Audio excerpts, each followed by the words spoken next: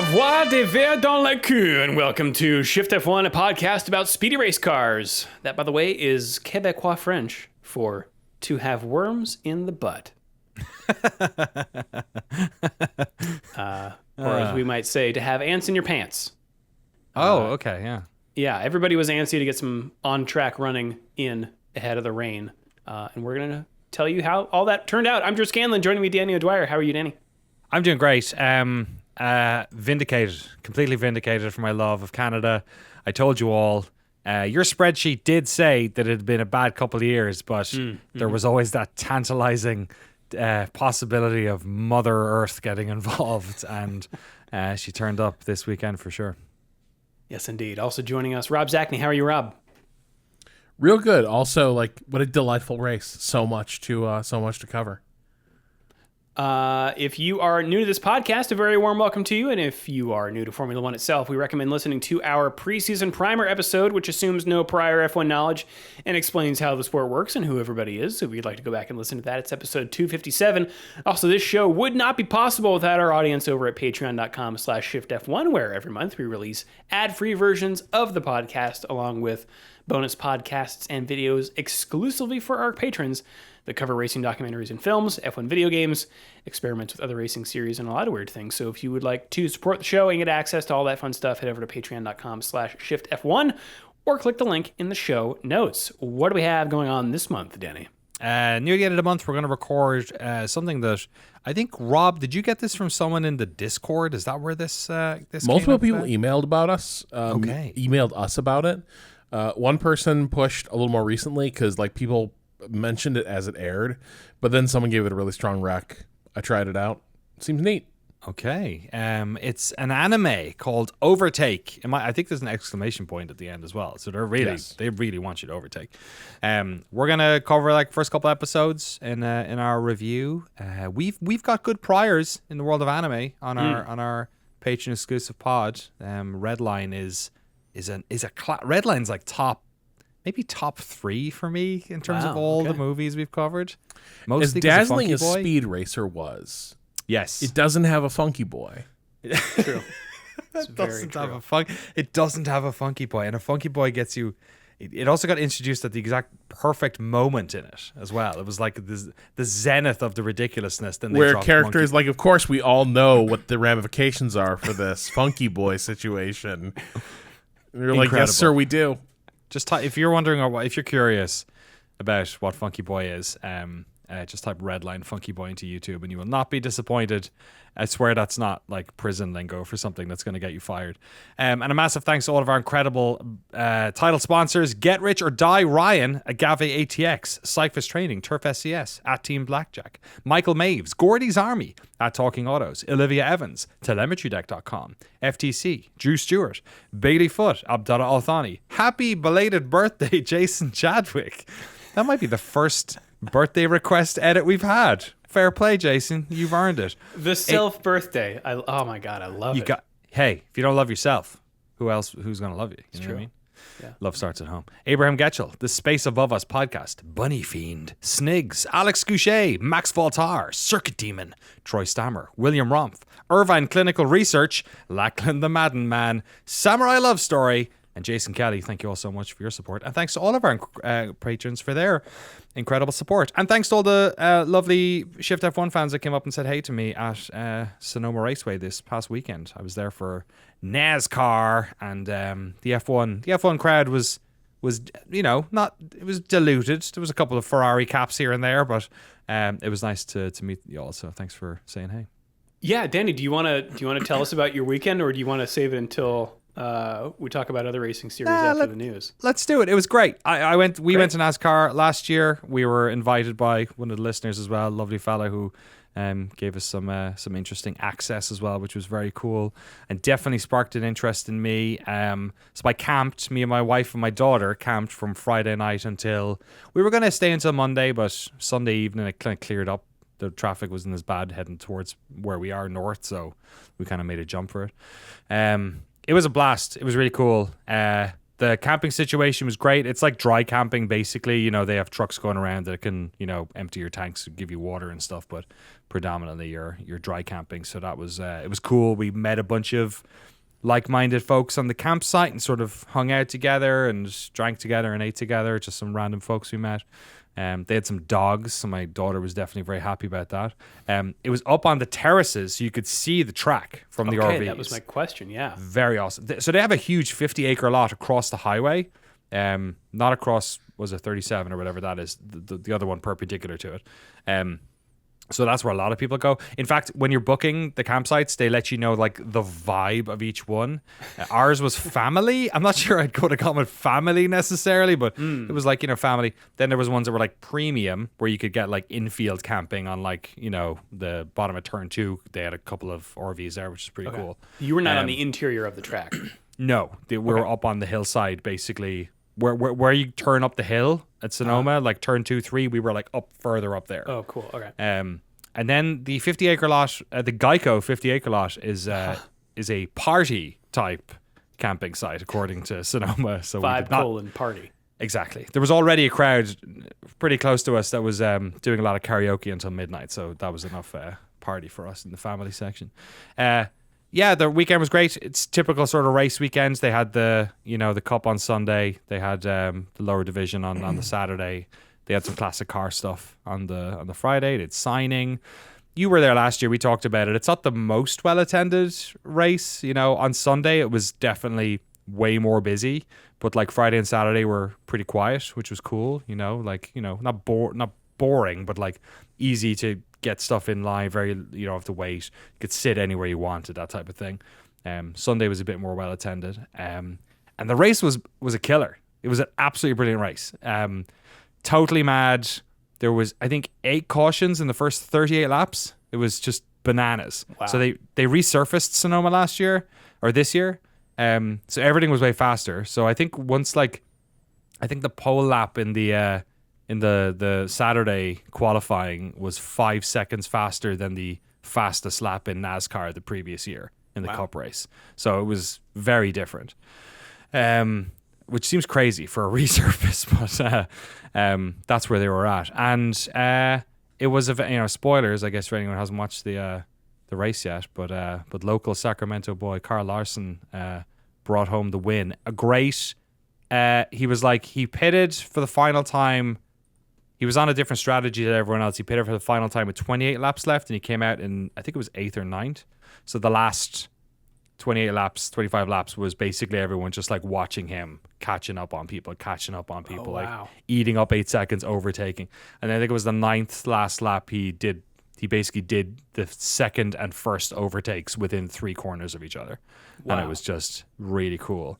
The funniest part was Martin Truex Jr., who won it last year, who was leading this race for a large portion of it and was ultimately second for those last 8 laps, ran out of gas on the final turn. Oh my God.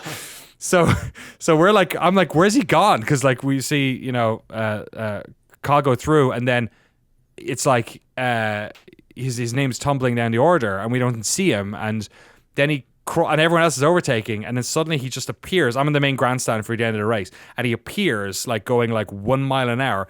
Apparently he's like just triggering the ignition over and over again, just to keep him moving. Like it like edges him a little bit because he's out of gas.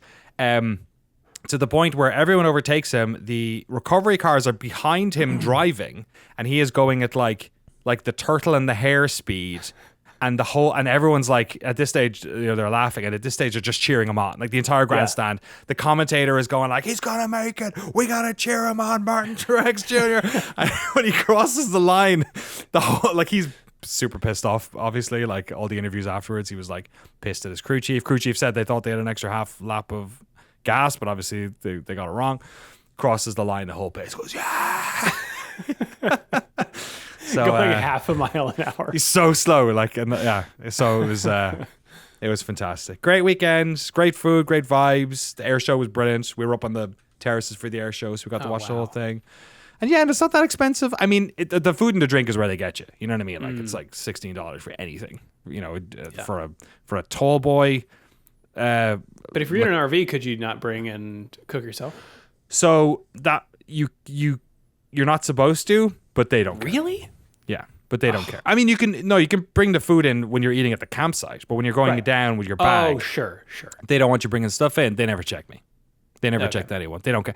It's not that well attended a race, and they don't want to start pissing people off by nickel and dining in that way. So, although I was chatting to some other ones, and they were like, "Yeah, like you try that, and like you try to stop somebody bringing in drinks in like Talladega, like good luck. Like there are plenty of NASCAR tracks where small town."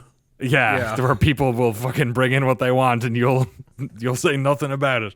So, thankfully the fancy pants wine country NASCAR also sticks close to its roots. Wow, that sounds great. Would you go to a different race in camp? I think I would. I don't know if Sonoma's so close that it's like, I was home in 20 minutes, right? It's really, really close to here. But having done it now 2 years, I feel like I don't feel that compelled to go again next year, except the race is brilliant. I'd love to go camp, like in the infield, do the proper thing, leave the kid at home, you know what I mean? Do it that way. It's just hard to, like, we have a little trailer. It's not like a proper big RV or anything. We drag it behind the car, fits the three of us totally fine. But there's no way I'm like driving that to the south. So like you'd have to, fly and rent one maybe or something like that. But yeah, I'd love to, especially now that I'm comfortable with the vibe of NASCAR now. You know what I mean? And I know enough. I don't know lots about NASCAR, but like I can hold a basic conversation about some of the drivers and things like that. So, yeah, I'd give it a go. Awesome. Well, from one premier racing series to another, let's now turn our attention north of the border to the Canadian Grand Prix. For qualifying, there was a threat of rain that never really materialized, but track evolution was the name of the game. Ooh. I missed all this, so I'm excited to hear this. I got home on Sunday, and I immediately watched the entire Canadian Grand Prix, no highlights. I watched the whole thing, but I didn't watch any of the quali or practice because I didn't. Yeah, if you're new to F1, track evolution is, the track gets faster and faster as more rubber is laid down, it gets stickier. Also, if the track is wet, it gets drier and drier, so cars go faster and faster. So typically, if you are the last of the cars over the line, you've got an advantage. Danny, did you realize that George Russell and Max Verstappen got the same qualifying time? I did. They actually tied for pole position. I couldn't believe this. Not since, what was it? Was it 97? 97 was when the three of them did, which I've always found suspect. I've always been like, did they just have a bad clock? Because that seems like, the way like probability is like logarithmic or whatever. You know what I mean? Uh-huh. Like 2 is crazy. 3 must be like fucking astronomical, next to impossible. Yeah. Sorry, I take it back. I actually did watch the highlights for quality. I forgot. I did see that. That was nuts. So, and of course, the rule is if you're the first one to do it, you get the position. The first person to set the time gets the place, and that was George Russell.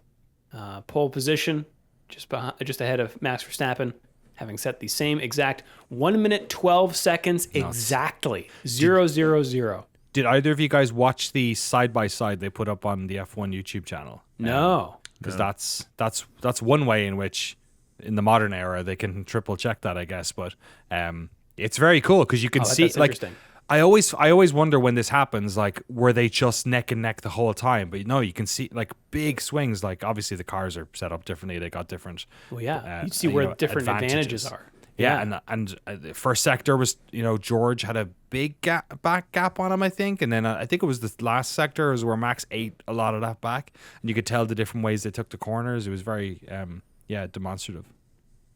There are more surprises throughout the grid. Lando Norris in third. Oscar Piastri fourth. Daniel Ricciardo in fifth. Fernando Alonso sixth. Lewis Hamilton seventh. Yuki Tsunoda eighth. That's 2 RBs in the top 10. Wow. Lance Stroll in 9th. Alex Albon in 10th. You may realize that I have not yet said a Ferrari driver. Crazy. Because Alex Albon knocked out Charles Leclerc, last race's winner. And then behind him, starting 12th, Carlos Sainz, the 2 Ferraris back-to-back, both knocked out in Q2. their team principal, Fred Vasseur, said afterward, the pace was strong on Friday. Conditions were tricky on Saturday, and a couple of cars had the same issue. I won't go deep into details, but we were quite confident for a race pace. So they're being a little cagey, not saying why exactly they were so bad, but there wasn't anything like, they forgot to, or maybe they did. Maybe they forgot, they left the cars in some weird mode. Ferrari also sent Leclerc out on intermediate tires in free practice 2 when the track was dry, which is against the rules. Oh, yeah. And had to pit him immediately since the track was not declared wet. Thought that was interesting. 13th place, Logan Sargent.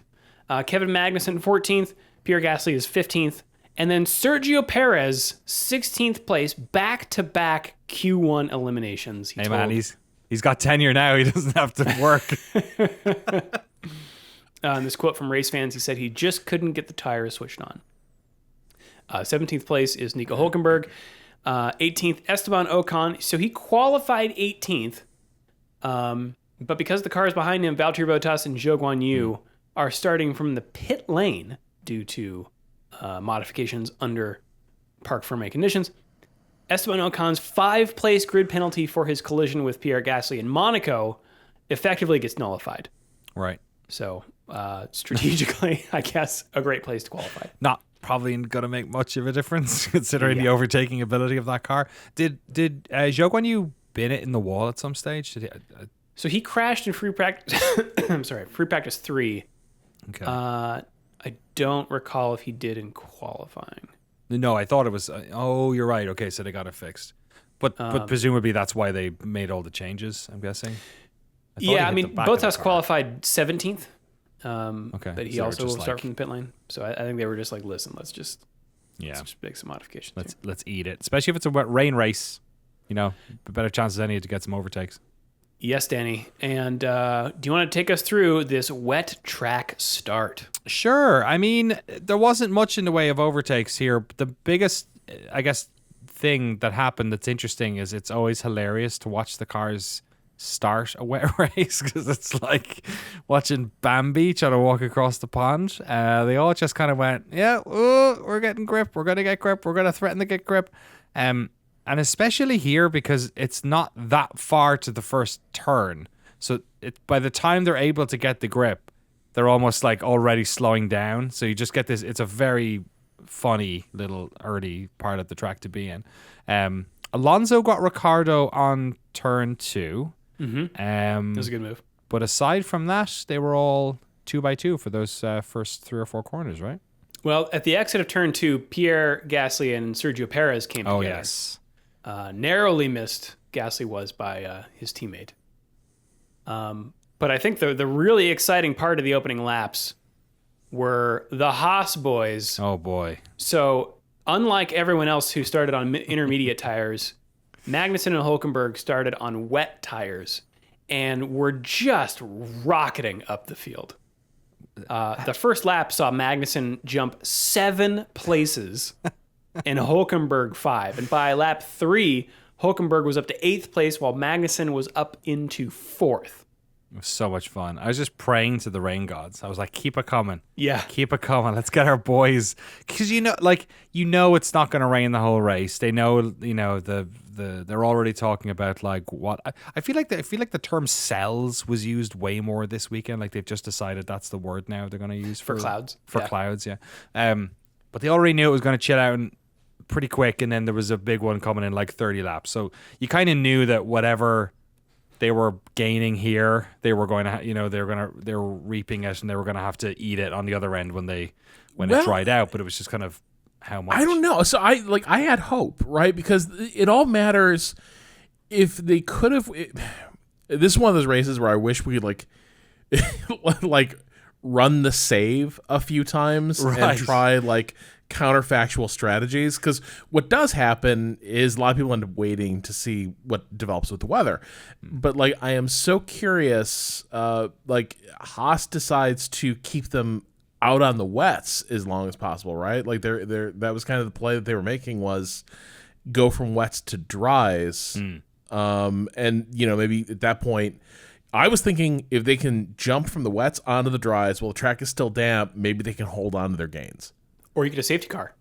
Yeah. Oh, yeah, right. Yeah. They do eventually have to pit because the track dries pretty quickly. Magnussen on lap 7. He, though, has a bad pit stop because the team weren't ready with the tires, which I never saw an explanation for. Did you guys? I assumed it was one of those drivers' decisions to come in situations, and they just... The commentator said they that I called was him in. watching said that the team called him in. Oh, they did? Okay. Yeah. So Maybe it was gets a back pit out. wall decision versus, you know what I mean? Like it is not the most experienced pit wall in terms of leadership now. Not that, Steiner's pit wall was the tightest ship, but it could be a thing where you just sort of forget that logistically you still have to run the new sets out. They make the call late. It's just not ready to go. Yeah. So he gets cycled back out in 14th place. Hulkenberg pits on lap 13, putting him back into 19th place, both going on to intermediate tires. Meanwhile, everyone else is staying out on those inters. The Hulkenberg was the one thing where I was like, you've paid the toll so badly staying on these wets as long as you have. But I am so curious how bad. To me, the dry line on the track when Hulkenberg stopped and went to inters looked really dry. Now with a new surface, it's really hard to tell because it's such a dark pavement that it's just really hard to read like what's dry, what's wet. But I couldn't. At that point, I was like, well, now you're just kind of like locking in your losses basically. Like now the wet tire has carried you to the abyss. Maybe the only play now is to see if you can get a little advantage on early slicks running. But there was always that threat of a new cell forming. True. Yeah, which makes, wet weather strategy so interesting and fun. Lap 20, Russell still out in front, but Norris has closed the gap to Verstappen in second. Overtakes him on the straight into turn 15 with DRS. And then one lap later does the same thing to Russell for the lead of the race. Norris seemingly coming out of nowhere to take the lead. Yeah, Russell had a funny one here, didn't he? He kind of chose the wrong line. He went to the inside, which was where the wet track was. So then he kind of forfeited the dry line to Lando. The overtake was probably always going to happen, but then Russell ends up missing the corner as a result because he's just half of his car is on the wet side of the track, and then Verstappen's right behind him again. But I think he needed the wet line. The problem is something about that McLaren was just preternaturally good in these exact conditions. It wasn't the best car in the dry. It wasn't the best car in in the wettest setup. But for whatever reason, running the inters on a track that could no longer support inters, the McLaren seemed to be not just treating its tires better, but just it translated to more grip everywhere. The McLaren looked like it had better braking and cleaner exits from every corner. I think Russell was in full tire protection mode, and Norris was just free to attack. I think that overtake was done and dusted. I think Russell knew that was going to happen. The thing that I wondered about was Russell, again, to the point of the conditions being tricky. Russell just asked the team what they wanted to do and kind of let the pit wall guide what the tire strategy was going to be. And again, everyone opted for the same strategy, which was just stand pat on the inters or the wets, as the case may be. But stand pat, wait and see how this develops, and then we'll switch tires when conditions clear or something happens on track. And it just felt to me like Russell was not, as that track dried, Russell was not comfortable on those inters, and maybe again, it was just not remotely feasible to switch on the slicks, but Russell didn't seem happy with the strategy, or just seemed a little passive with it. But if I had to park a moment where it began to feel like this race was going to start to get away from him, it was that tentativeness in those changing conditions and just sort of putting it to the team. His teammate historically had a really bad collision on that start-finish straight with Jenson Button. Remember back in 2011, Russell lucky that Verstappen didn't rear-end him when he came back on the track after that overtake as well. He skipped it. You have to go around the bollard. Lando's obviously just overtaken him. He comes back on the track.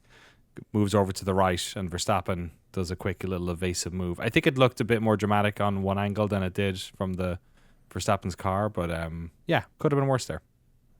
Sure could. It could not have been worse, though, for Logan Sargent after he hits a curb, spins his car, and crashes into the wall, bringing out the safety car and bringing us to a commercial break. We'll be right back. All right, the safety car is out. Of the top four, all but Norris pit. And Russell nearly gets Verstappen in the pit lane with a faster stop. But Verstappen does manage to keep second as they get back onto the track. Interestingly, and we only learned this after the race, Verstappen had apparently called for dry tires here. Oh. But was overruled by his engineer. Okay. There you go. Meanwhile... quick little word on Logan Sargent. Just one of the... You hate to see a crash like that. It's such a... There's a couple of these like, oh boy. Yeah. No. He should be able to... That shouldn't be happening. And also, it kind of felt a little bit like, he was in a decent... He had done qualied well. I mean, a lot of other cars. A lot of cars are doing well in this race because other cars aren't, right? The Ferraris are basically not in the picture for this whole weekend. Yeah. So that's making everyone else look a little bit better, right? McLaren and Mercedes for sure. So obviously, Sargent's qualied well, but there's obviously been a couple of reasons why he's maybe gotten some of those places. So but you're hoping, you're like, he's on the chopping block, right? But then when that crash happened, I was like, that's it. Like, I don't know if that is it, but it just felt like that's not the type of crash you want to be having. It's just so, unforced. I mean, it was tough. Like it was an understandable. Like it was hard in the replay to see like a number of drivers, like you said, had similar incidents where it's like you can't even really see clearly where they put the foot wrong. It's just a marginal mistake leads to losing the car, but. With Logan, he will always get the wrong... You know what I mean? It's like where other drivers will make the save or they will just narrowly avoid the incident in the first place. Logan just like doesn't make that skill cutoff to come out of these things okay. He is improving. Like it was a decent qualifying weekend for him, but I think Vowles 2 weeks ago was saying that, he's very frank about it. Like this is not on the trajectory to renew Logan. And then they're pursuing signs really aggressively. Like, it is very clear they want the upgrade. An upgrade off of Sargent. It's tough. Like he seems like a very nice young man, and that podcast is great. You were right. Team Torque is fun, right? Team Torque is great. They should keep him on for Team Torque. Keep him around like That's a Daniel the thing. Ricciardo. Like there's something to be said for like a fun vibes guy, but it doesn't seem like his future is going to be in the cockpit of an F1 car. It's a bummer. He wasn't the only one to have a silly little spin. There'll be a couple more before the end of the race, but he's on thin ice already, and it felt pretty bad. So meanwhile, Norris gets picked up by the safety car, and he, as a result, is going much slower by comparison. He then pits on the next lap, but has lost so much time that Verstappen and Russell speed by, cycling him into third, just in front of his teammate. The commentators assumed that the safety car came out after Norris had passed the pit entry, but Norris said after the race that they had the time to pit, they just messed it up. So this is from Autosport, quote, "It wasn't the timing of the first safety car, spoilers. I had enough time to box, and we didn't box. I don't think it was the same as Miami. This was just making a wrong call. It's on me, and it's on the team, and it's something we will discuss later." A little bit of a karma reset, maybe, considering the safety car in Miami was largely... the reason he came home with the win. That was a piece of good luck, and obviously he just was on the wrong side of luck on this one, really. So not karma. What's the other thing? Luck, fortune. I don't know.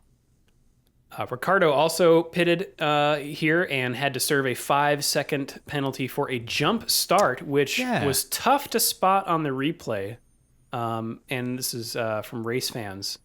The stewards noted Ricciardo's car, quote, moved after the 4-second light was illuminated and before the start signal was given. Ricciardo says, "I got a penalty for a jump start, but I was a bit confused because I knew that I didn't jump the lights, but then I remembered that during the start, I felt that maybe the car was moving. His race engineer, Pierre Hamelin, told him on the radio, quote, "The penalty was nothing to do with you, Daniel. No mistake on your side. It was an issue with the car." And then RB team principal Laurent Mekies later confirmed Ricciardo's car moved before the start, quote, "due to some very slight clutch dragging." Yeah. Hate it when I drag my clutch. Yeah. It happens. Happens on hill. Anyone who's done a manual start on a hill knows all about it. So yeah, it was just unfortunate. Because they kept showing the replay and I was like, maybe you were kind of wondering, was it that Valtteri Bottas thing where he did it right, within the limits of human perception law or whatever, but it wasn't even that. Yeah. You also saw the vicious hit job Jacques Villeneuve did on Ricciardo during the weekend, right? Yeah. Why are you still here? Afterwards, I saw the memes where it was like Jacques Villeneuve has been hired to assassinate Daniel Ricciardo's character for another season. What was he doing? Well, he was just doing commentary with Sky, but he just lit into him. He was like, "Why is he basically like legitimately just said, why are you still here? Why is he just taking up a seat? Like, wow, this is we're 5 years into everyone saying poor Daniel. We just need to make the car work better for him. Let's give him more chances." And it's like, no, this isn't a Lewis Hamilton where you have like championships under your belt and there's something worth investing in there. It's time to move on. Just brutal stuff. And so naturally Danny spent the entire weekend answering questions about Villeneuve's rant. But like it's tough. Like he didn't, again, things that saves I wish I could reload. I am so curious. Did things get derailed right at the start with him breaking his wrists? Right, yeah.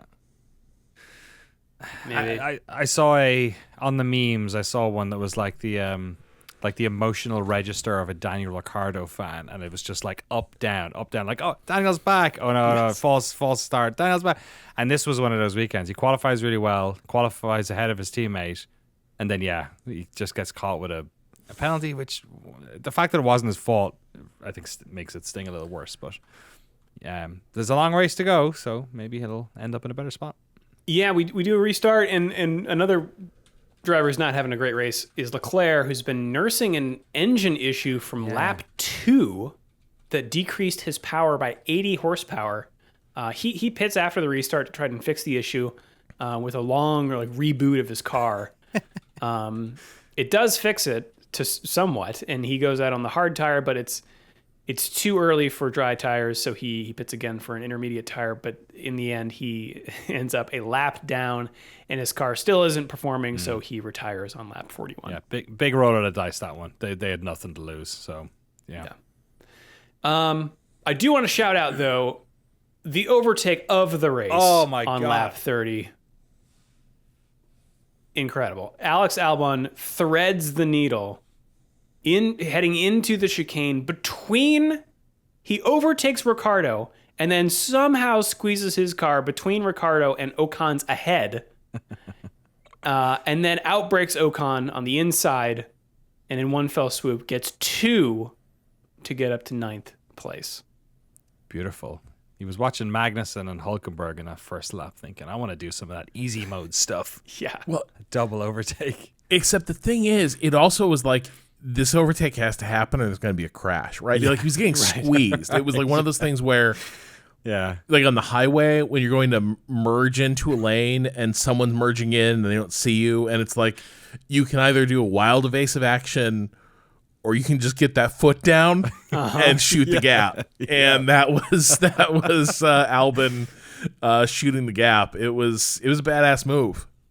I like ones like that because you think, which, you're talking about reloading that save and running the sim a different way. I wonder if we went back in time. I wonder if 5 years ago, Alex Albon, if he's doing that.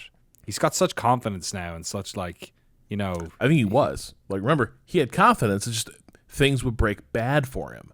That was usually that was Lewis Hamilton. It was Daniel Ricciardo doesn't break his wrist. Lewis Hamilton doesn't get into 2 major accidents with so bad. Albon. Austria and Interlagos, wasn't it? Mm-hmm. Wasn't it the last lap in Brazil as well? Yeah. Or real close. Yeah, he would have been on the podium. Yeah, awful. So Pierre Gasly, back on this is lap 40 now, is the first to go on to dry tires for good, followed soon thereafter by Hamilton, which triggers the holdouts at the front of the field to come in, except again for Norris, who continues on, trying to go counter strategy to regain those lost places. He does eventually pit 2 laps later and does get out in front of Verstappen, but just can't put the power down on those cold tires and fishtails a little bit, allowing Verstappen to retake the lead.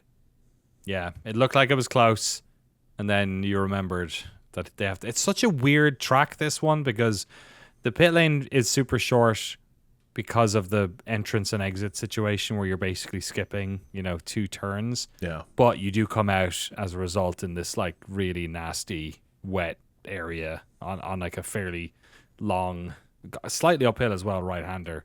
So yeah, it looks like they're side by side. I think by the time Norris got like the car under him, Max was like 3 or 4 seconds ahead of him. He was like down the road. Yeah. Yeah, so a bit of a shame.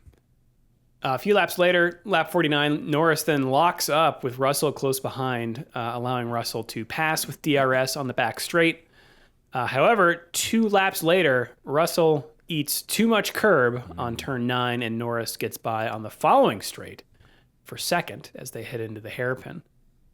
Lap 53, not having a great weekend, like a lot of drivers. Sergio Perez dips a wheel onto some wet tarmac, turn 6, I believe. Spins and finds the wall, crunching his rear wing nearly off, and has to limp back to the pits to retire with his wing just barely hanging on, which earned Red Bull. Yeah, this was scummy. I didn't like this. Yeah, it earned them a €25,000 fine and Sergio Perez a 3-place grid penalty for the next race, since that rear wing was considered a safety hazard.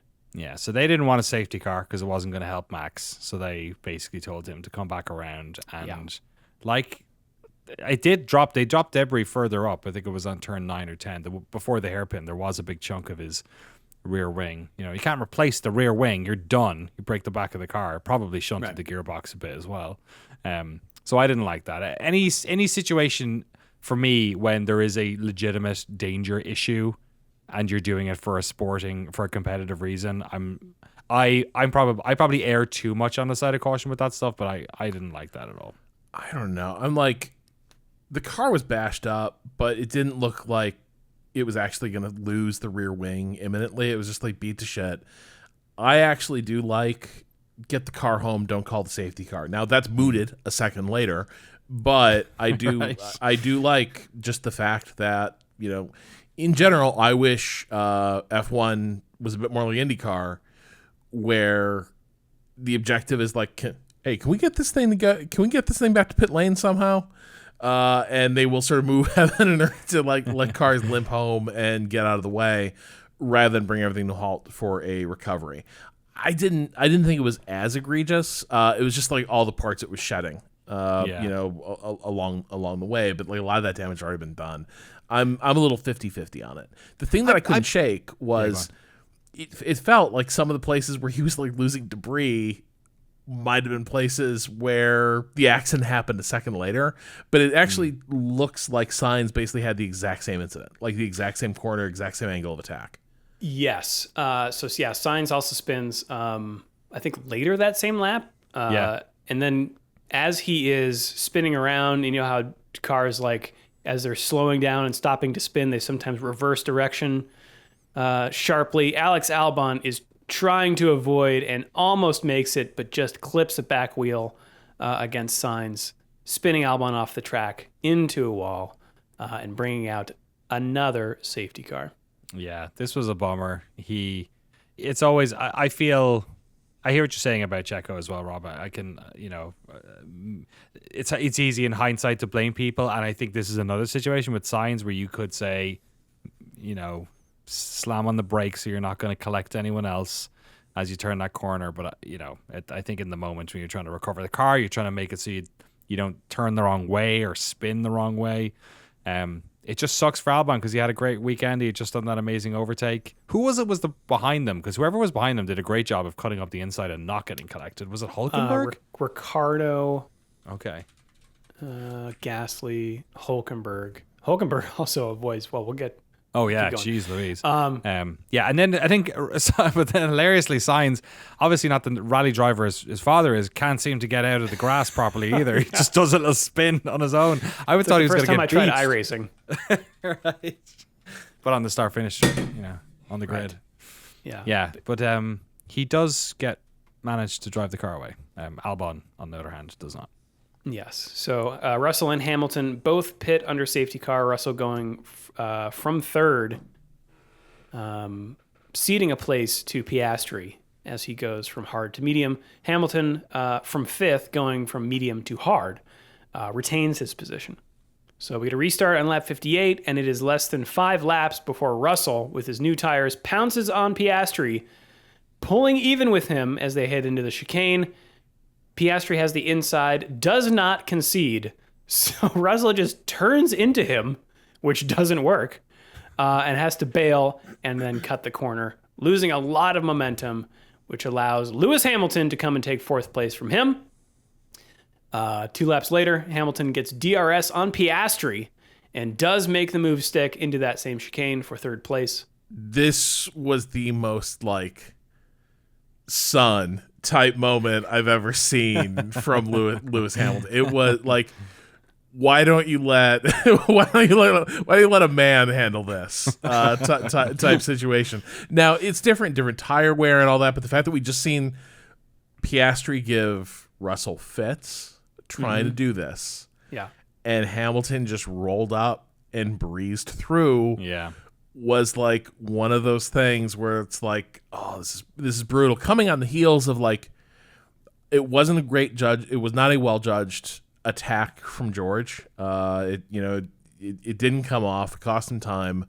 But also he'd blown it with Norris, before the safety car. Again, getting it wrong through chicane and upsetting the car really badly. It was another race that just sort of fits with the things that we've sort of been talking about, where in these clutch situations, the equivalent of in the NFL, the final 2 minute drive, right, for a quarterback.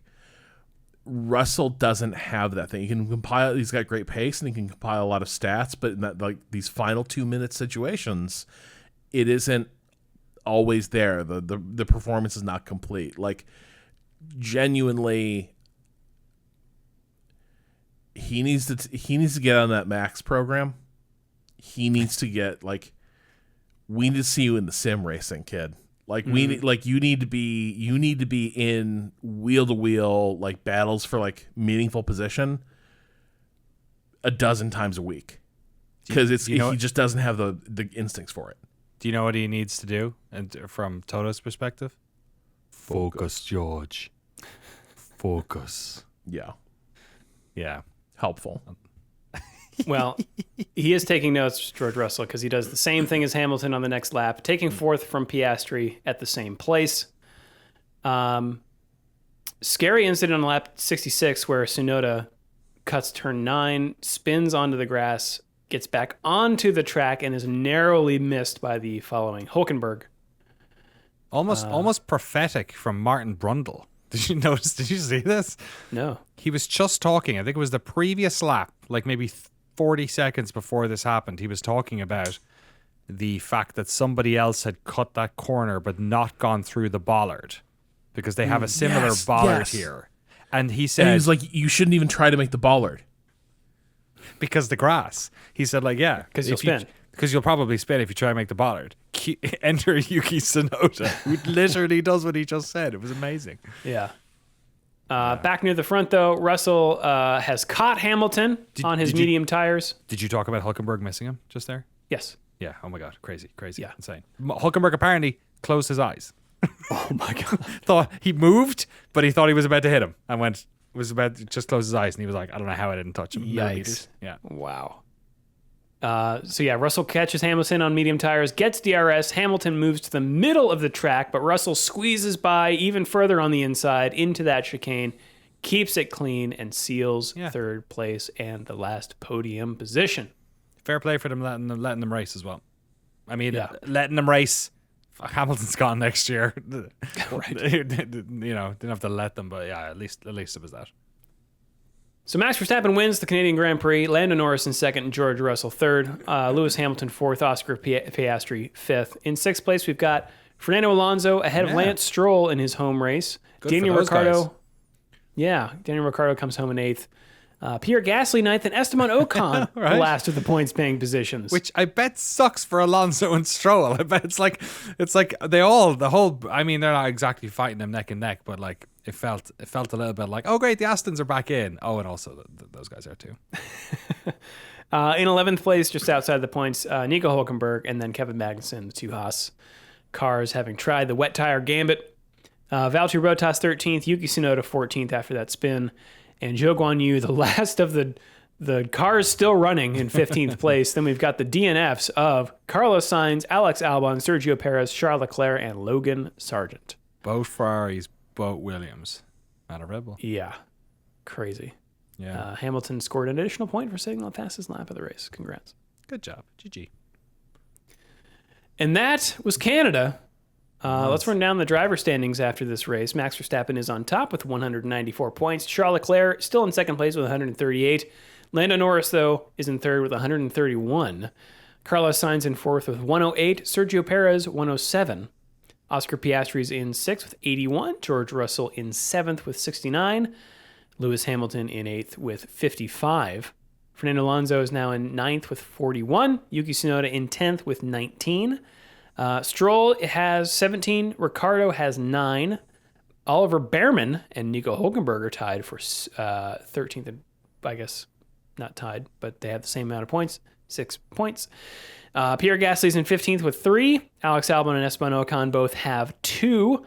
Kevin Magnussen has 1 point. And then in 19th, 20th, and 21st, Zhou Guanyu, Valtteri Bottas, and Logan Sargent with 0.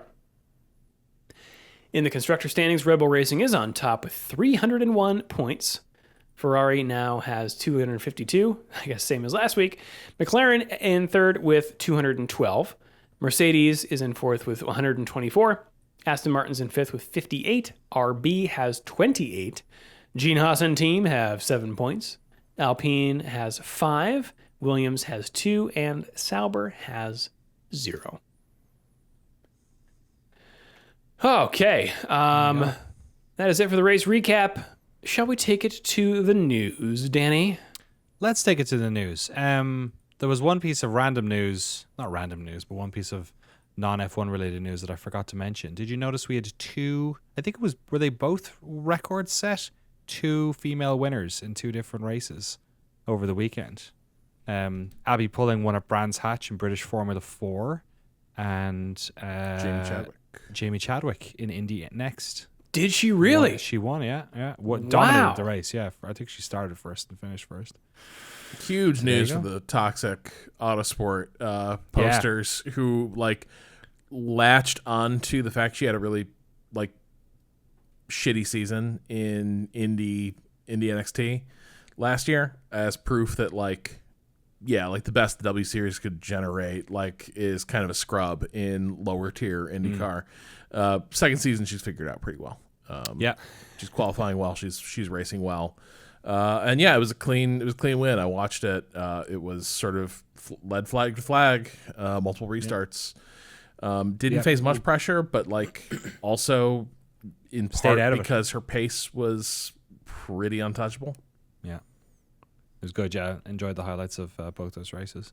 Earned wins, not that we need to have to qualify this sort of stuff, but yeah, it was pretty cool to see them. There's a lot of female drivers in British Formula 4 as well, which I had not noticed. I was watching the replays and going this is actually it's certainly not 50-50, but it's a lot more than, because Jamie Chadwick's the only female driver in Indy Next, right? I think so. Oh, there might be one other. I forget. All right. Anyway, sorry. We're Formula 1 news. Hopefully they will be in Formula 1 news in the future. But currently we're here to talk about Somebody else who's going to be in Formula One news in the future. We talked about Sergio Perez last week. Obviously, like we were saying, he's enjoying his tenured position at Red Bull and just sort of bouncing out in Q3 so he can hit the wet bar. That's unfair. Yuki Tsunoda is also going to be staying in the Red Bull family for another year in 2020. Yeah. He's been having a good season. He scored. Actually, I'm not sure if this news post this weekend in Canada. At time of reporting on the 8th of June from this post, which was prior to the weekend, Yuki had scored 19 of the team's 24 points so far this year. Where did Danny end up again? Was he out of the points? At the end of this race? No, Yeah. he got 8th. He got 8th. Okay, so let's close it a little bit because obviously he crashed. But yeah, they're keeping him around. Quote here from Laura Mekis: "There's no doubting his natural speed." I always find it funny when they say racing drivers have natural speed. It's like, do they? Can they run? That I don't know. Sorry, doubting his natural speed. There's no doubting his natural speed, to which he has now added a much more mature approach. And this combination makes him a very quick and consistent performer and a great team player. We continue to get a better understanding of what he needs from us and vice versa. So we are progressing together. Yuki as a driver and the team as RB. We share the same ambitions, so there are several good reasons to continue our journey together. Yuki has really matured and come together in the past couple of years. Like, there's been no doubting it. I was very skeptical. I've always liked him, but I was always skeptical that he'd be able to. Just he seemed to be so footloose and fancy free. You know, I think the language barrier makes anything really difficult for a driver in such a technical sport. You know what I mean? Like, it's so hard to get into the nitty gritty and the details and to be on the same page, I think. But he's put the work in and he is consistent. I think that's the thing that surprises me the most or impresses me the most with his progress is that he is really consistent. It does beg the question of, though, what is RB? Because this team used to be the feeder team for the main team. Obviously, the way the main team has been using what's been fed to them over the past decade at this stage has been not very positive, and that doesn't see. Obviously, the team's also gone through a couple of different rebrands, different images, and it doesn't really seem to know what it is. Are they going to sell it off? There's all this stuff going on. It makes sense to me that Yuki's sticking around. I just kind of don't really know what this team is anymore, because to me this seems kind of like we know he's never going to get the Red Bull seat, right? I just can't see it happening. I would have said that too, except like this is the thing. I can't believe we're back here. Now, it was one bad race from Sergio. Shouldn't read too much into it, but like Danny, like I think everyone had the thought this dude got a contract. And immediately the 2023 model Sergio showed up and like turned in a real stinker of a race. And do I think he was better and more consistent this year? Yeah, I do. But like, was it like it felt a little early to be like we need to lock this up with so many other like pieces in the driver's market up in the air. I do not understand why there was a sort of race to sign a guy who I do not think.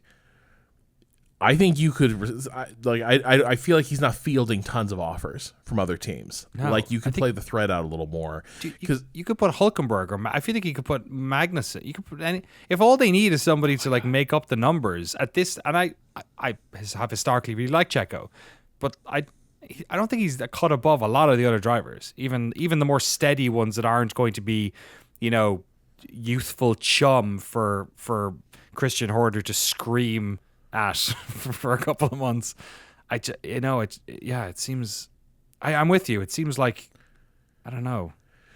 It's early. I think there's the question of like, what is this team RB? I think some of the driver stuff is tied up in the weird turf wars going on at Red Bull, where it's like the pipeline was always Helmut Marco's domain, and then Christian wants someone that is more answerable to him in the seat, or like have more control over these signings. But like I do think in a weird way now you look at this, and they renewed Sergio right, I think, at the crossover point where oh, like Yuki's the better, like this is the more valuable asset now in your back pocket. Now, these are both, the Sergio deal is 2 years, but I think they were at pains to stress this weekend, it's 1 year guaranteed, 2-year option. So again, the leash is short. Yuki, it seems like they will have the option to promote him if they want. But it does feel like they spun their wheels now on this decision over a seat that probably you needed to be thinking about. What are you building towards? What is the person who's going to be either a good stablemate for Max when the car isn't so dominant that he can just single-handedly win the championship on his points alone, or maybe also someone who can keep it together if Max departs and you find yourself not with an immediate 5-star prospect. Good drive for Max as well this weekend, should be said. Yeah,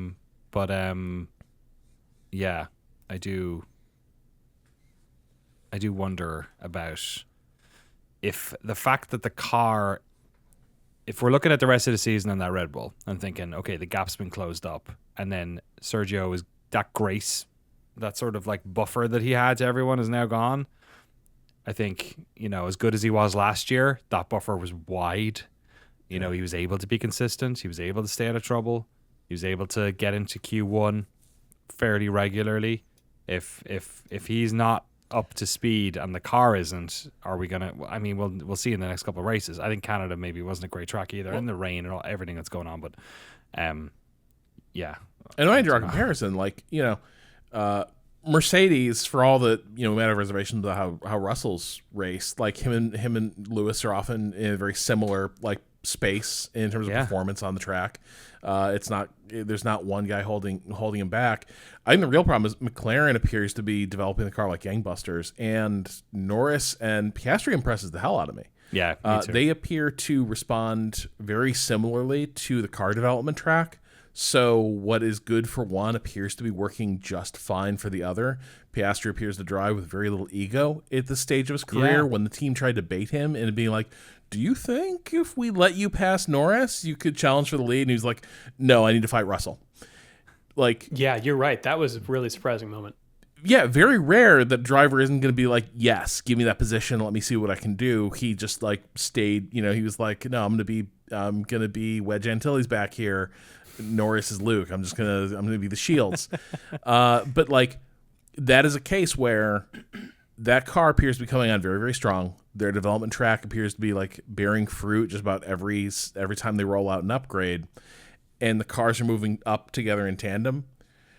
And then this was a weekend where it's like, boy, with Sergio, sometimes you just don't know what you're going to get, which, to be fair, is a bit of an outlier for the season. But if it starts happening again, the second he signed a contract, I would love to see. I was talking about this on a stream I was doing on Remap earlier today. Somebody needs to go through and break down his performances when he has a guaranteed contract and when he is out of contract and driving for a job. Which feel like they've been two different guys. You're right. That's the reason he's in the Red Bull, because he was almost out of the sport. Yeah. Well, speaking of the sport and the big changes to it, we have got some details. Boy, do we, for 2026. The new regulations are coming down the pike, and they're stopping for no one. We now have a much better picture of what the cars will look like in 2026, and how racing is going to go. So, buckle up. This is a lot here. I'm putting this into 3 big buckets of the big changes to F1 in 2026. The first is that they are hoping to make the cars more nimble. So we've got a 30 kilogram reduction in weight, though that'll still make the cars heavier than the 2021 cars. They just keep getting heavier. It's a shift. What did they call it? It's more about the course correction. It's the direction of travel, I think, is the way they put it. It's not that much lighter, but it's a step in the right direction. Yes, it is, as Race Fans points out, the first reduction in a minimum weight in over 30 years. The cars are also slightly shorter and thinner, about 5% in each direction. They have a stronger crash structure that adds no additional weight. But part of this is also aerodynamics to make following even easier. Racefan says, quote, flatter floors and revised rear diffusers to reduce overall ground effect and encourage softer suspension settings and higher ride heights. They're also removing the current wheel arches and introducing new compulsory bodywork, which will help to channel air from the wheels in a more efficient manner from the back of the car. The front wings are also narrower by 100 millimeters. So all of that to say, they're trying to curb, yet again, the wake turbulence that's coming off of these things to enable cars to follow more closely. Yeah, big. Those scoops, they almost look like on the inside, because they have actually got pictures of this car. You can see it sort of like funneling a lot of that air directly back underneath the car. That's coming off the, presumably, I don't know if that's from the wheel arches or from what's coming from that active aero, but I'm sure we'll talk about that in a second. I feel like the pictures are such boomer bait because like the paint job in the renders is like the most 70s, early 80s racing team ass looking car, but also like with the changes in proportions and like the simplified wings, it does look a little bit more like a classic F1 car. And so there is a little bit just the way the render presented. There's a little bit of like, hey, that's a proper race car. But then teams started kicking at it. So the second big bucket is the power unit. So the 2026 regs will see a closer to 50-50 split of power between the internal combustion engine and the battery. The current cars are more like 80-20 in the favor of the internal combustion. They also want, their goal is to have 100% sustainable fuels. And I think that the long-term goal is to have this be drop-in fuel so that it is directly translatable from Formula One to road cars.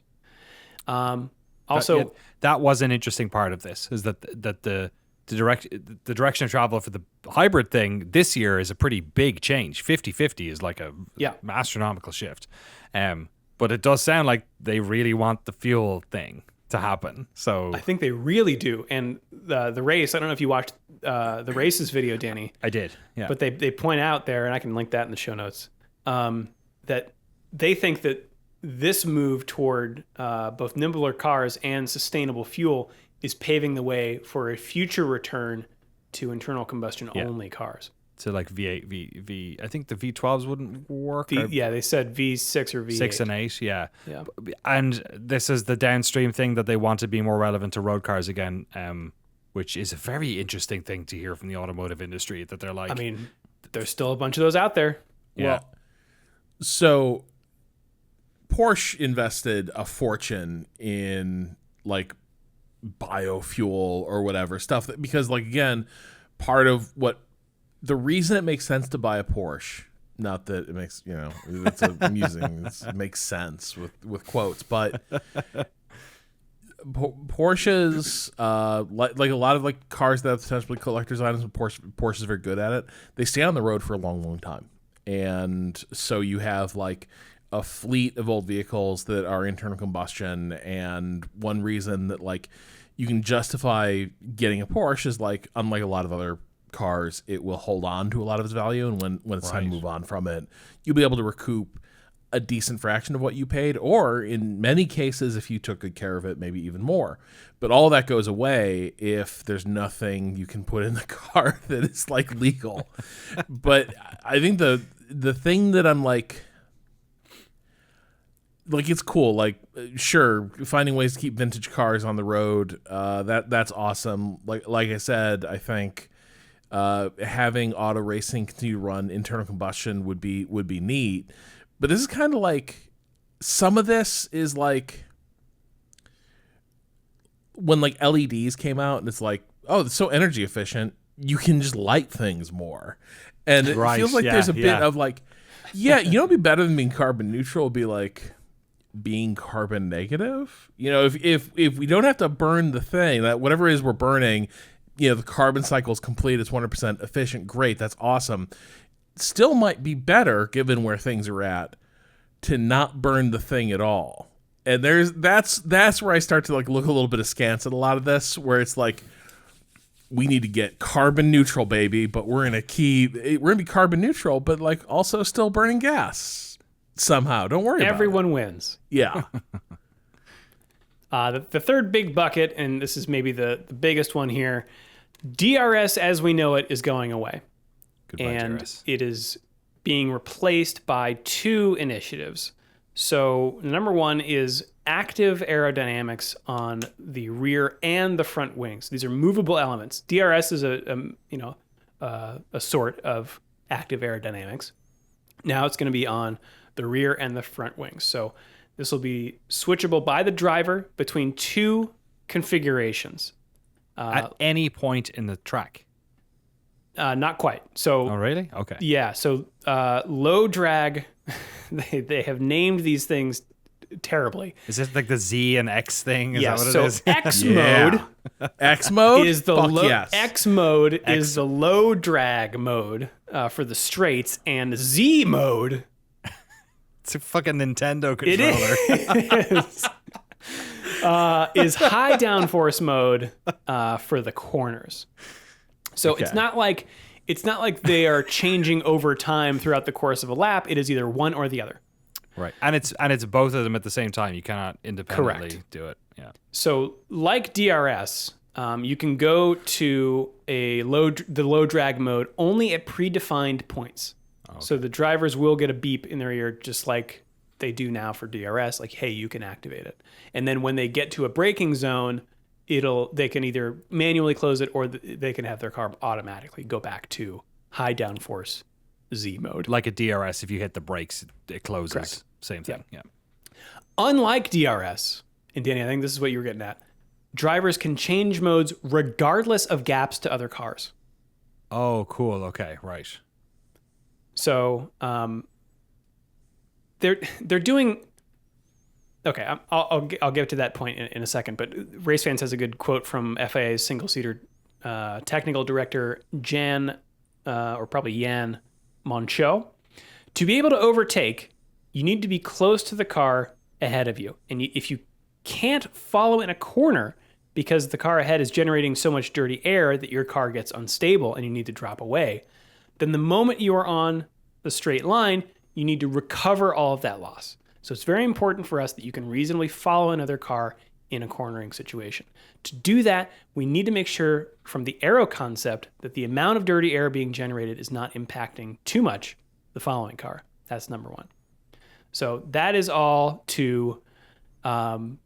for reasons of close following. But also, as some of these articles have pointed out, they're doing this because the 2026 power unit in its 50-50 arrangement would not give, according to some number crunching by teams, it would not yield the current car's performance. So overall, downforce has been reduced by 30% and drag by 55%.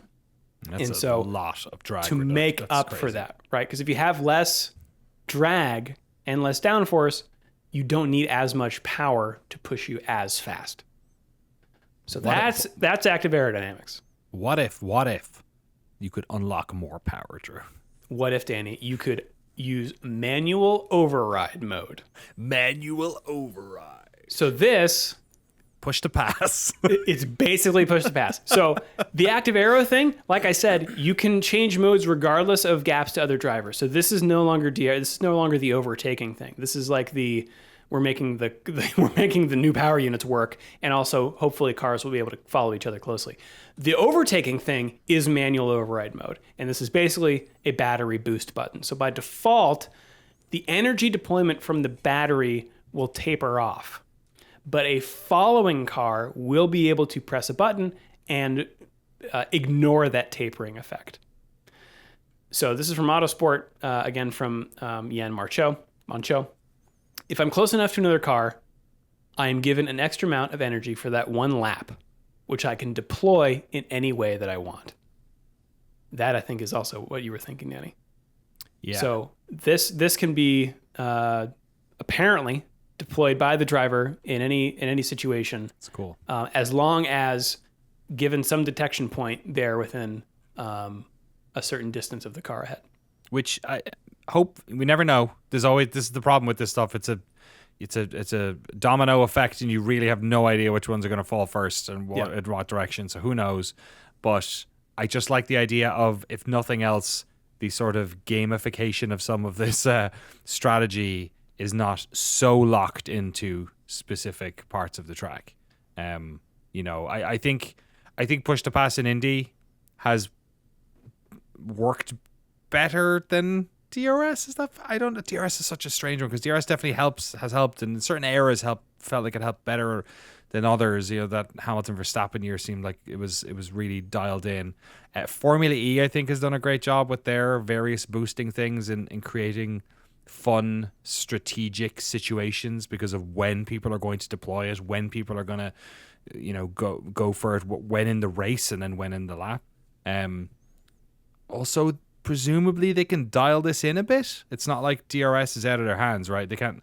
I guess they shorten the DRS zones sometimes, but they don't really do it that often. But if they're able to, Formula One's able to tweak the override limit, whatever it is, maybe for certain races, maybe do it over a weekend even to find the fun, as it were. Maybe that could be good too. Yeah, so it is. It's funny. The cars are a lot less different than I thought they would be in terms of their setup, in terms of the way they're presumably going to be built. But I don't know what you call it. The gamification, the technology of overtaking and all that stuff is way more different than I was expecting. Yeah, and you're not the only one to have maybe some questions and concerns.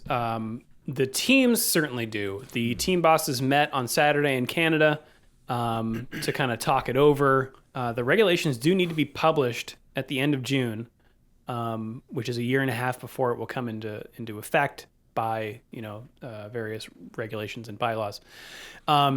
So the FIA is open to hearing from the teams, they say. Some pretty good quotes from single-seater director Nicholas Tombazis. Let's say at the end of the month, when these regulations would hopefully be published, and at the start of 2025, when teams can start aerodynamic development, because they cannot start earlier. That's a rule. January 1st, 2025 is when aerodynamic development can start. We do expect a reasonable amount of extra work to be done in full consultation with the teams, with FOM, and everybody else. And just to kind of outline the fears that people have, Race Fans has collected some quotes here from different team principals. Weight is one of them. James Vowles doesn't think that they'll be able to make that target weight very easily, because getting weight down is very, very difficult, especially for Williams. Amen, brother.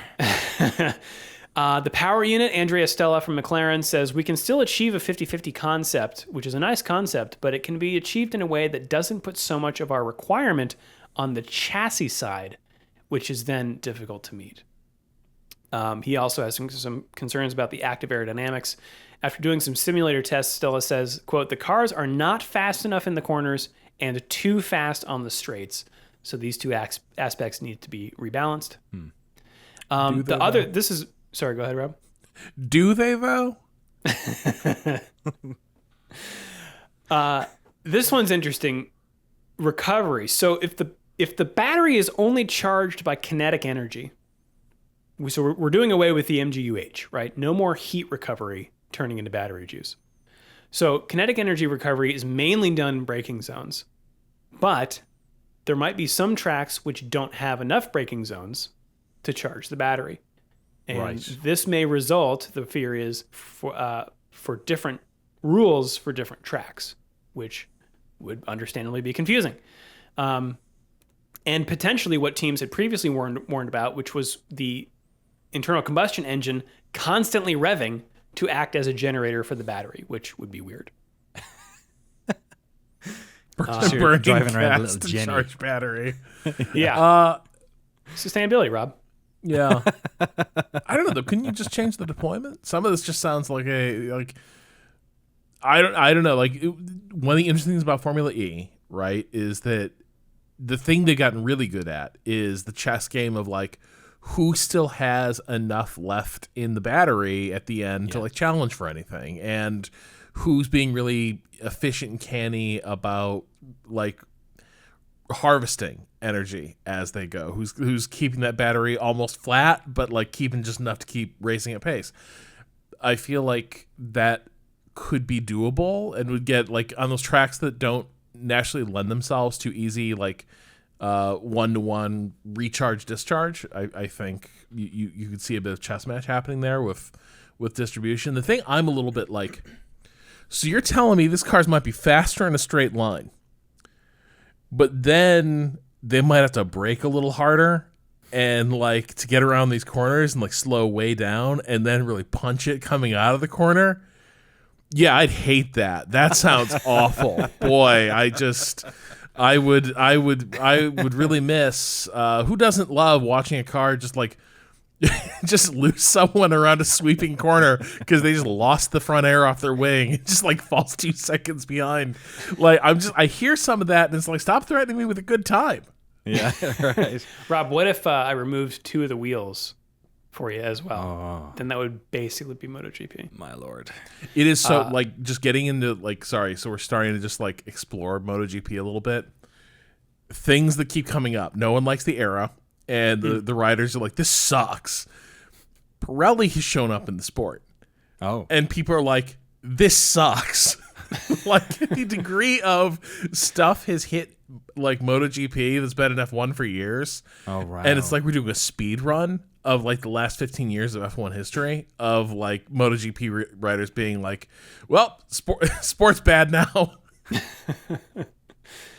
Last few things here. Overall speed, James Vowles has concerns over how fast the cars will be physically. He says the performance difference to an F2 car could be as small as a few seconds. That sounds great. And that's starting to get a bit tight, especially when you compare it to the other series around the world. He stressed it is imperative that we are still the leading series in motorsport. I think that is imperative for Formula One's reputation, image. I think so too. Stock price.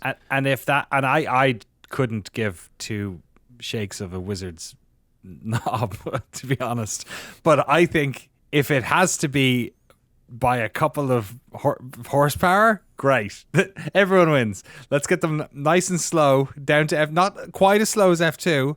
We can still say it's the fastest thing on 4 wheels, but just hit Formula 2 with some technical changes where it's like you got to be greener. Right. Yeah, things got to run. You got to be run leaner fuel mixes. Get suddenly, to the end. Now you're slow. Suddenly again. they're all Boom, batteries and they're jumping out into the second car in the pit lane like Formula E was at the start. Yeah, I don't know. It's like it does sort like one. I don't know. Like obviously these are people who are they have much more domain expertise in this than I do. But some of it is like. One, we've all seen how quickly teams can claw back performance that they swear like they would never get back. How quickly they can just like, oh, we blew past the 2004 spec, which everyone said for a while would never be touched because F1 regs have changed so much, and like, nope, they've done it. Yeah, I like they can do this stuff, and then some of this is just. It feels like the sport has been so defined by aero. And what makes a good car is like aerodynamic behavior and the way aero can assist cornering in so many ways that like some of these changes are being resisted just by the fact that these teams have gone all in on like we're going to be aerodynamically efficient and competitive. And now it's a bit of like, yeah, this is going to go back to more of an old school like chassis setup thing, which is like, as if you watch IndyCar, that series is entirely about chassis setup. That is it. And that can erase major differences between teams.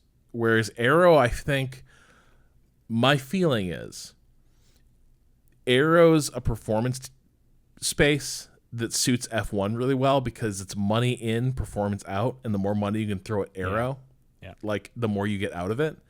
Chassis setup is a bit more like art than science, and I think they don't want to be in that situation where it's going to be like tweaking balance stuff at the driver's say so and less deterministic like aerodynamic performance. That's my vibe. To me, a lot of the changes sound kind of positive.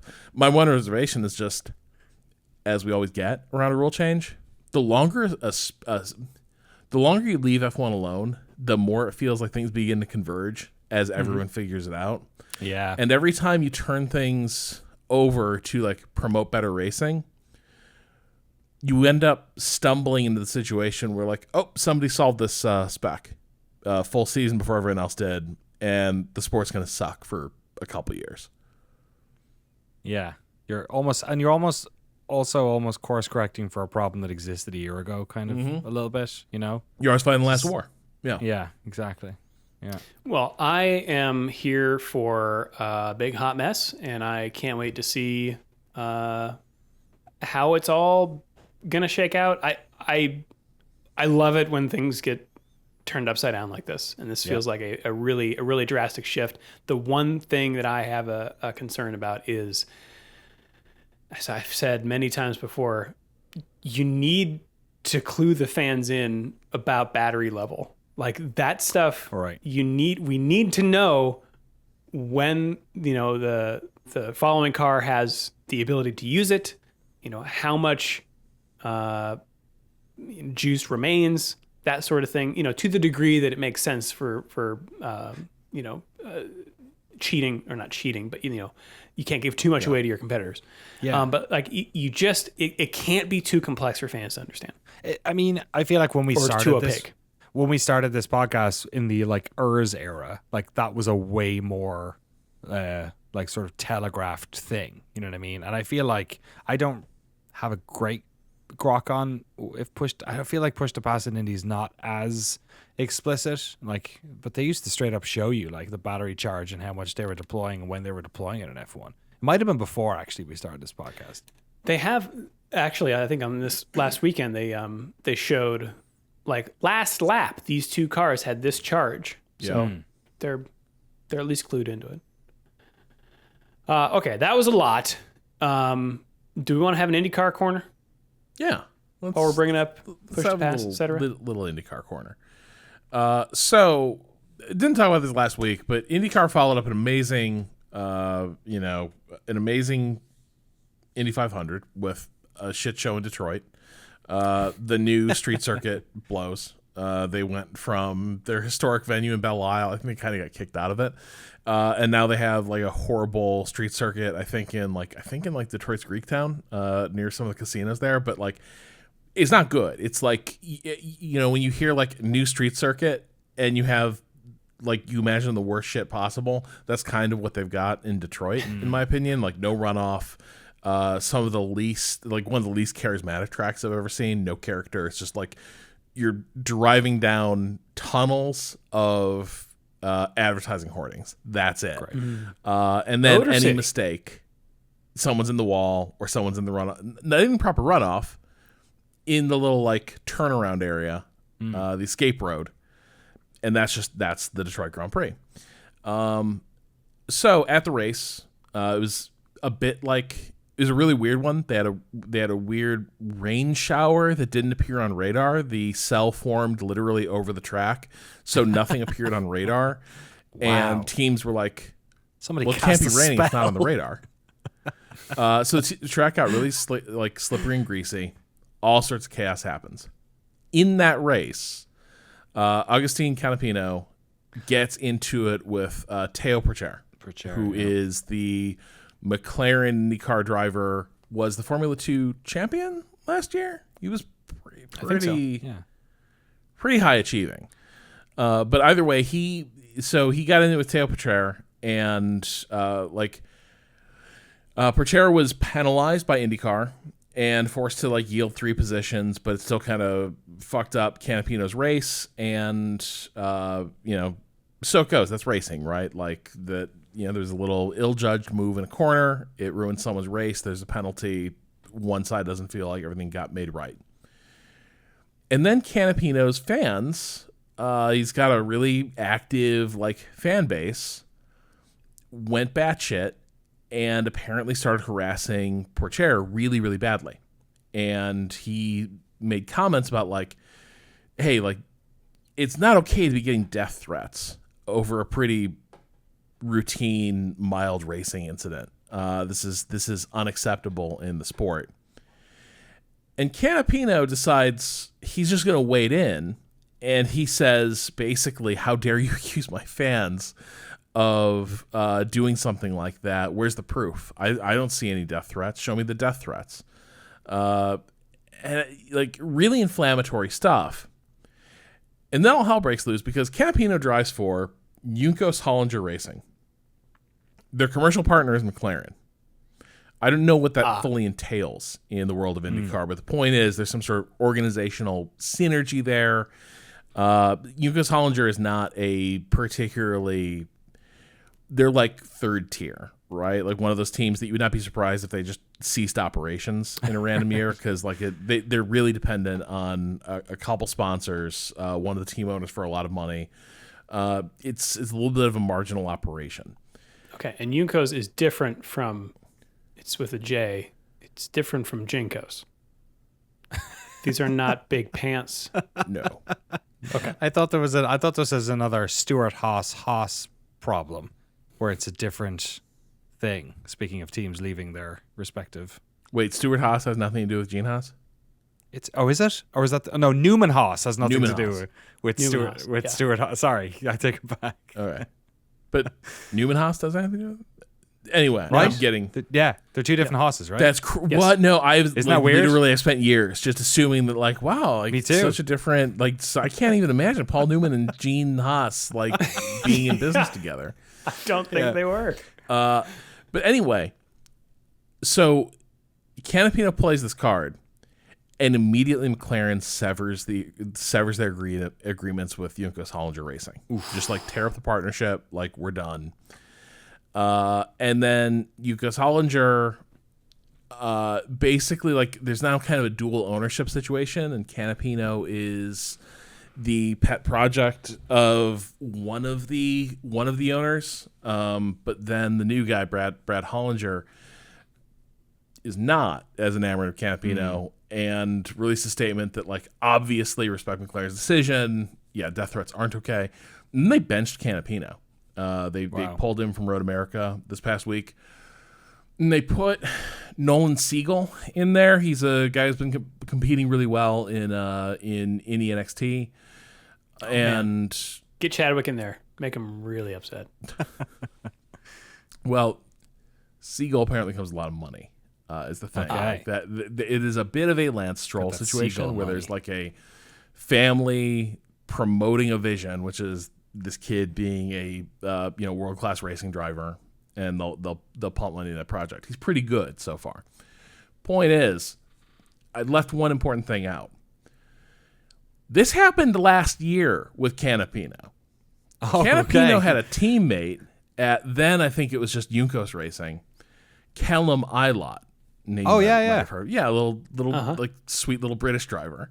Genuinely seemed like a little British kid. Like he was a rookie, and then he came on quite a bit, improved quite a bit, and like he and Canapino got into it. I don't remember over what, but the same shit happened where Canapino's fans or a subset of them went after Ilott and was like, "You should kill yourself," and like you better like death threats type shit.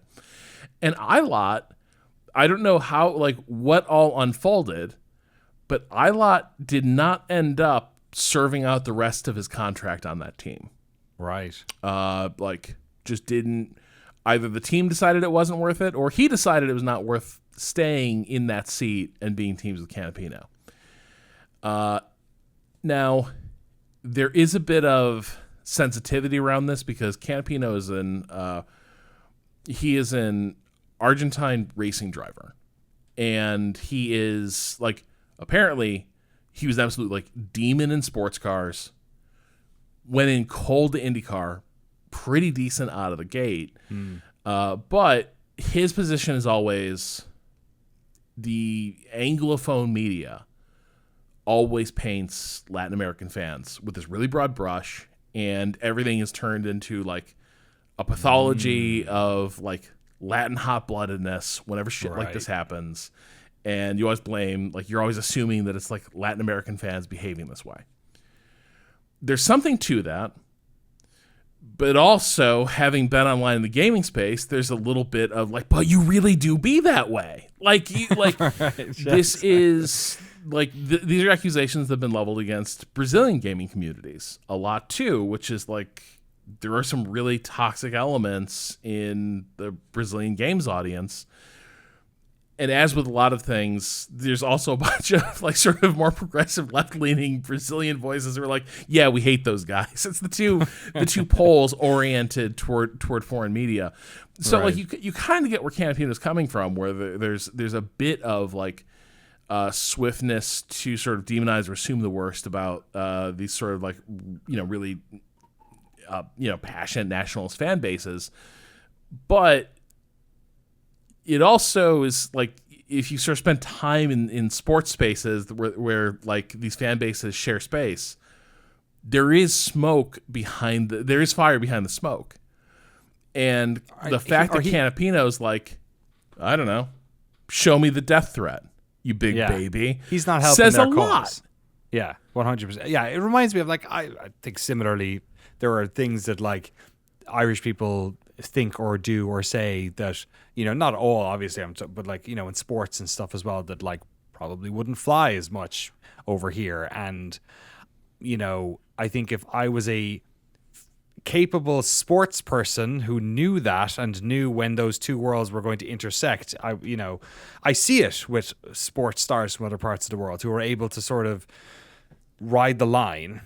This seems like maybe he's just using it as an excuse, especially if he's like, he's habitual now. If this is the second time this has happened, maybe the problem's at home, buddy, Well, and that, like, how do you just not say into a microphone these words? I don't condone death threats. Motorsports should be safer. Like, just say it into a microphone. Even if we all know you don't believe it, just do it. The fact he couldn't do it is like really indicative of you can't be trusted. You can't be trusted with a profile this high, because this was a moment where if you do have toxic elements in your fan base, you need to be like, knock this shit off. Don't behave this way. And instead, he's like out there defending his weird stands. Total inversion of priorities. Some people just really don't want to look like they're like even Santino backing up a little bit. Apologized recently for some slur he said. He accused, God, what was it? It was Colton Herta, and he said Colton Herta, he called his teammate Colton's little boyfriend. Okay. Which is just like needlessly, randomly homophobic. I think it was at the Detroit weekend where he also got in a fist fight with, or like tried to get in a fist fight with. This isn't Colton's like teammate. even the fun fighting. This isn't like the NASCAR fighting, which always felt like an extension of hockey to me. This is just like playground stuff. Yeah. Oh, is he your boyfriend? Yeah. Jesus, come on, guys. Yeah, it's just it's embarrassing shit. So like there's some real little shits in IndyCar right now. But the thing is, the assumption has been Lucas Hollinger is going to let Canapino come back, right? He's got a year left on his contract. He's shown some real pace. But I'll say this. He didn't race at Road America. Grosjean, who's his teammate, seemed more relaxed than I've seen him all season and had like one of his best races there. Nolan Siegel looked good. It was just one of those things where, if you're looking at how, like, if you take Canapino out of this team, what have you got? And the answer might be a better racing team. And so I also assumed he was young from what you were saying. He's 34. Yeah. Yeah, no, he had a full career in touring cars. Yeah. 34 is embarrassing to be at like a little bit. To be, show me the death threats, my fans rule. Don't be mean to my fans. Yeah, that's not good. This is might be a wrap. Well, it's a wrap on the Canadian Grand Prix weekend. You can join the Fantasy League if you like to see your name up in lights on the scoreboard, on the podium, like these fine folks in third place from the Canadian Grand Prix in denial. Nice. And I see here that Niall is this user's first name. Ah, even better. Great Irish name.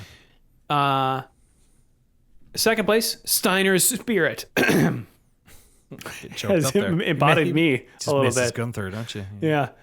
Steiner's Spirit is hovering over. Gunther Steiner's not dead. Just No. And in first place, Chunga's Revenge. whoa, Chungas. Big Chunga is here. Love it. Overall, though, the standings look like this. In third place, Haha, Simply Lovely. In second place, Hosterclass in Motion. And in first place, RB's We Have the Meats. It's beautiful. Where's Ganyu Joby gone? Where's our boy? Down in seventh. Okay. I also wanted to shout out 13th place in the Canadian Grand Prix. Slash Kick Sauber. Like with the slash, like you're in an MMO. Like, yeah, remove someone from the channel. Yeah. Oh yeah, Yeah. slash kicks. Oh, that's good. Yeah, that's smart. good. That's smart. Real. That reads Love a better crossover. written down. Probably, does. Yeah. So yeah, you can join the Fantasy League using the link in the show notes. You can also send us an email at shiftf1podcast@gmail.com or f1.cool/emails.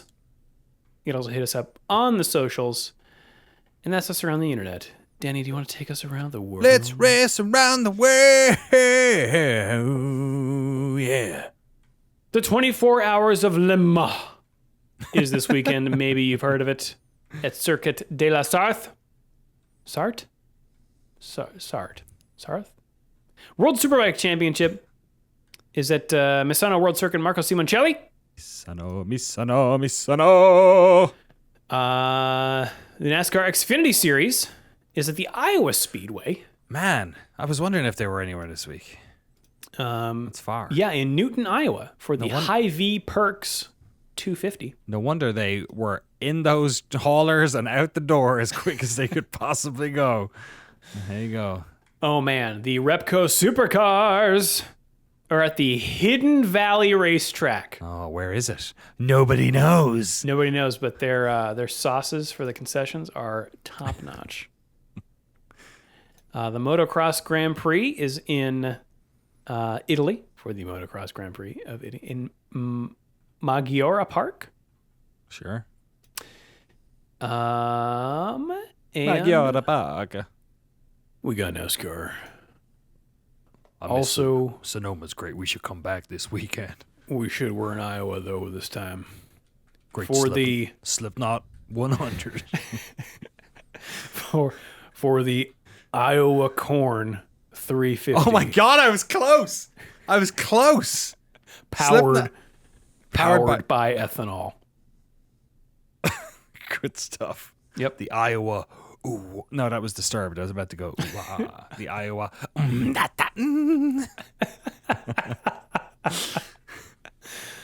Incredible. Good stuff. That's what's going on this weekend. But what happened this day in history, Danny? This day, friends, on June 12th, this day, June 12th, in the past, Sir Jackie Stewart was a pioneering He's still champion. alive. He is still alive, so you know where this is going, or do you? Of improving safety in a sport where serious injuries and deaths were common. Come on, get me out of this. Not familiar. Eject. When he was a driver. Today in 1966 Belgian Grand Prix at Spa, JYS came perilously. What's JYS? Is that the team? Came perilously. Who's JYS? They haven't mentioned JYS in the previous part of this paragraph. I'll just keep reading. Came perilously close to losing his own life when somebody Google JYS. It's annoying me that I can't remember which double-barreled South American this is. Okay, I don't feel bad Jackie about Stewart. I never heard him okay. referred to as JYS in my fucking life. Never in my life. What's it? John Young Stewart? John Young. Okay, John Young. Okay. If you'd have told me there was a driver called John Young, I would have thought it was a Chinese driver. John Young Stewart. Is that his middle name, or is he double Or barrel? a Mormon. Okay, True. right, yeah. True. But I would have said that is a British driver. Right? John Young Stewart. I guess, yeah, well, Stewart for sure.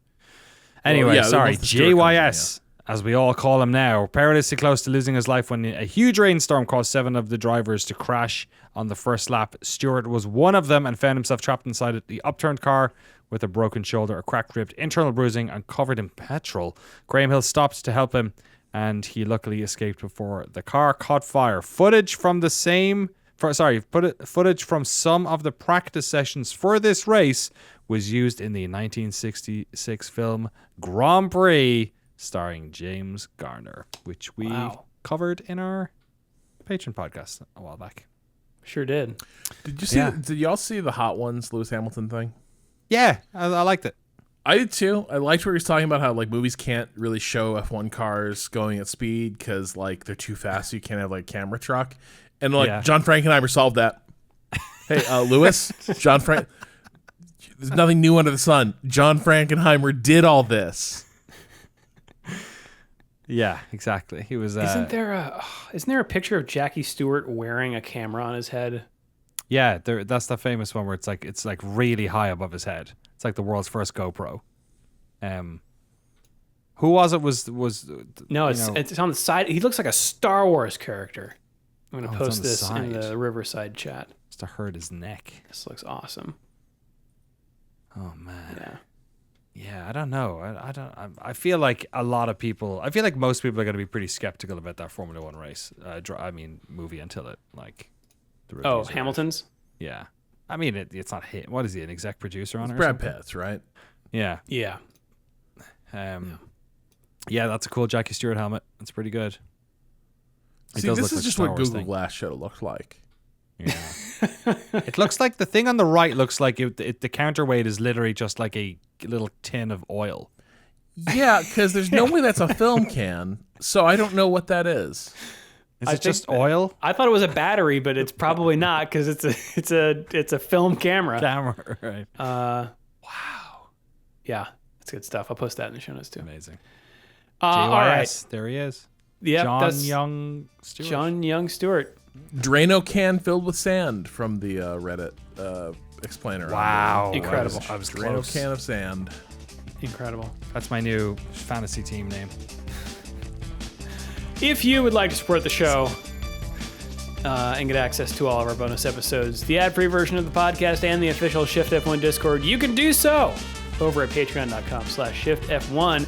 Have a great race weekend, everyone. We will see you all next week.